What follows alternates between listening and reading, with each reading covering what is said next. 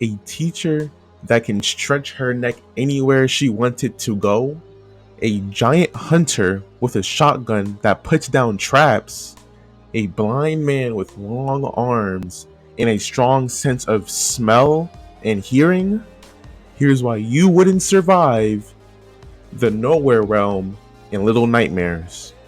Now, let me talk about a little bit of the lore in this game, or at least suspected lore.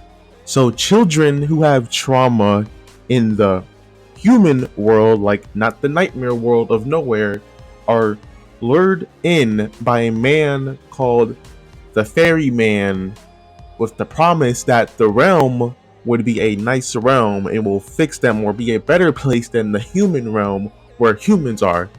But eventually, the children, when they go there, they find out that is not the case. It looks nothing like how it was described, and now they must survive against giant corrupt monsters that are known as the Residents.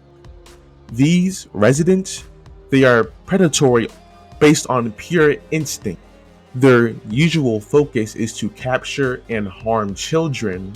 Some environments like Necropolis and the Candy Factory are meant to exactly do this. They are filled with monsters. Well, monsters as in residents, because they are really just people, but I'll explain that later.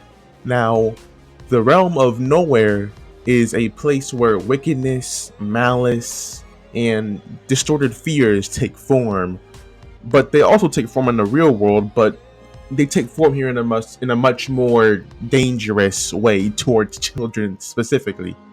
And this place doesn't really abide by the laws of physics, so we can't really depend on physics to help the children. It seems like most physics are present here, but some just aren't. Children who are put in here long enough eventually lose their original self and become one of the monsters. Really, they call them residents, but we just call them monsters because they all look different. They all have their different abilities. But that's what happens here. A child will be so traumatized and so beat on even before it was put in this realm that it will become one of the residents and have its own set of powers, its own set of grotesque powers to use on you. Now, the reason the realm seems so small is because it seems so large because it is built for the residents, not for children to be in there. Children are just placed in there thinking that it's supposed to be some kind of like candy land, like literal, like some kind of chocolate land where they can just have fun and be free. It's not like that. It's really only for the residents, but children are put in there as prey for residents to prey on. Now, due to the size difference, this means that the children are very vulnerable to Titan-sized, kaiju-sized residents. The children, they need to rely more on stealth, cleverness, and problem solving or puzzle solving in the environment to avoid residents. Now, I can't really say that all residents just hunt children. I think that most just don't even know that they're actually there. They just exist there now. Now, I won't go into a list on every single resident in this game, but I will just show or list a few of them. Well, first of all, we have Monster Baby. I'm pretty sure this refers to the one in Little Nightmares 3, where it's like this giant baby that walks around like this necropolis and has a glowing eye that can look down upon a child and freeze them in place. That's just one of them. The twin chefs, two obese residents that are making food for guests in a mall, and what makes them dangerous is that they have this clear focus on finding and killing or catching anything small that moves inside their kitchen.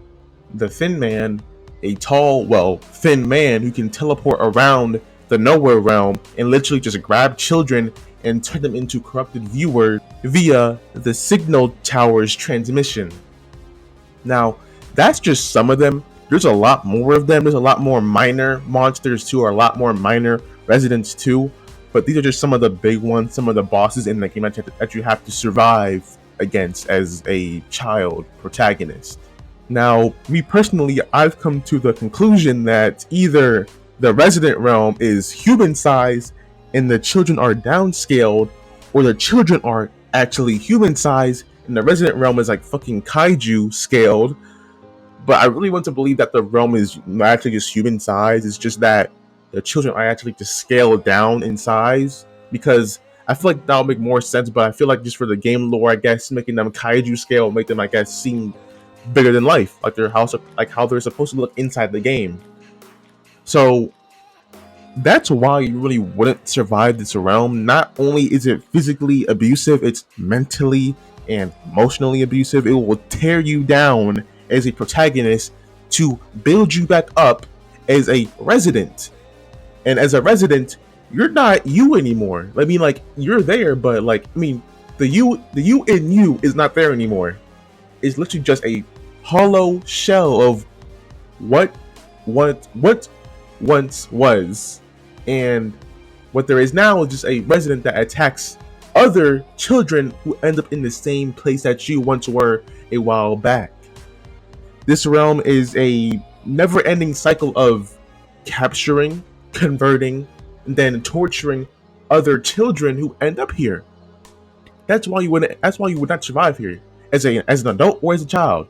They will tear you down, limb from limb, then rebuild you as a resident to join them. And then you will be one of the ones hunting future protagonists or future children. This realm is unsurvivable. It's not at all what a realm you could survive in as a normal child or as an adult that's being placed in here.